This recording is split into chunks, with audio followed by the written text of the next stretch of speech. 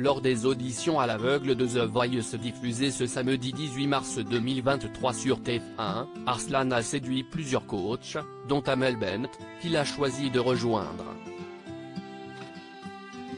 Le jeune homme de 26 ans explique à Télé Loisirs comment la musique a déjà changé sa vie.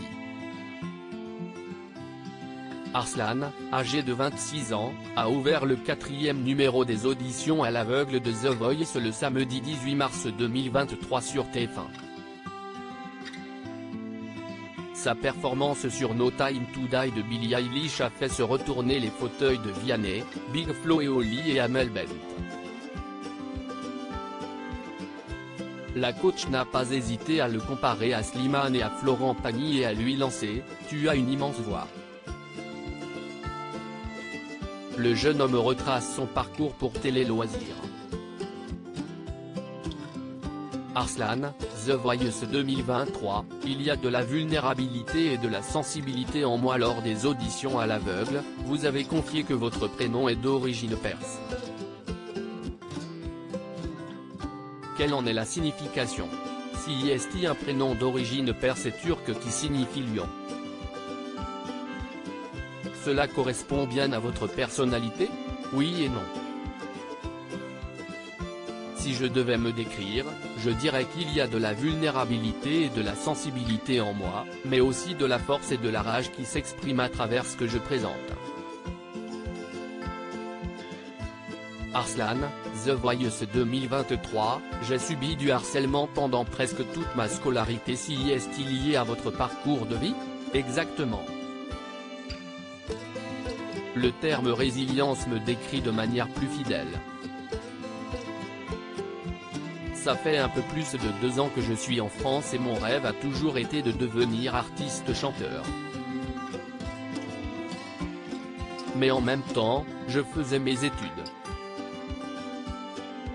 Et à l'étranger, il ne souhaite pas dire de quel pays il vient, note de la rédaction, j'ai subi du harcèlement pendant presque toute ma scolarité. À un moment, je me suis dit que pour pouvoir me libérer, il fallait que je quitte le pays en question. Et si est ce que j'ai fait. Je suis donc venu en France pour mes études. J'ai obtenu mon diplôme d'ingénieur chimique. Après avoir fait les auditions à l'aveugle de The Voice, je me suis rendu compte que je pouvais réaliser ce rêve qui me paraissait impossible il y a quelques années. J'ai dû trouver un moyen pour m'améliorer. Ce sont vos proches qui vous ont incité à vous inscrire à The Voice? Non. La musique, ça a toujours été une sorte de refuge. À chaque fois que je ne me sentais pas bien, je m'allongeais avec mes écouteurs et je m'imaginais sur scène en écoutant des artistes comme Céline Dion, Mariah Carey ou Freddie Mercury. Cette sensation-là m'apaisait.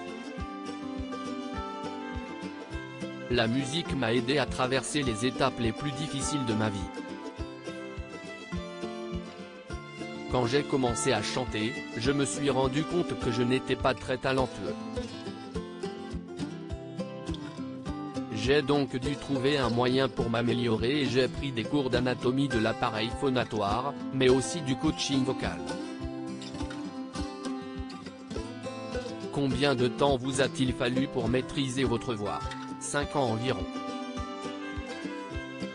Je m'occupe de Bernard au quotidien. Dans le portrait diffusé sur TF1, on voit que vous avez une vraie complicité avec Bernard, un monsieur dont vous vous occupez au quotidien. J'ai fait sa connaissance quand je cherchais un travail d'appoint pendant mes études. Si est un monsieur extraordinaire et un scientifique comme moi. Il a 77 ans et il est atteint de la maladie de Parkinson depuis 20 ans. Il avait donc besoin de quelqu'un pour l'aider au quotidien. J'ai introduit la musique dans sa vie. On est dans le même immeuble. J'habite dans un studio au-dessus de son appartement.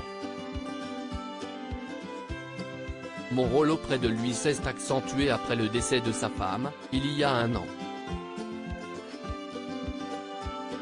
Dans The Voice, vous étiez accompagné dans les coulisses par 2 personnes. Qui sont-elles pour vous? J'étais accompagné par Katia et Gérard. Si est une très belle histoire. Quand j'étais dans mon pays, ils sont venus animer un atelier d'écriture. J'avais 16 ans et si est là que j'ai composé ma toute première chanson avec eux, le jour où je suis né. J'ai gardé contact avec eux et 10 ans plus tard, je les ai retrouvés à Paris. Je tenais à ce qu'ils soient là pour les auditions à l'aveugle car ils sont très importants pour moi. On m'a conseillé de choisir le coach qui me veut et non pas celui que je veux. Aviez-vous déjà en tête le nom d'un coach au cas où un des fauteuils se retournerait? On m'a conseillé de choisir le coach qui me veut et non pas celui que je veux.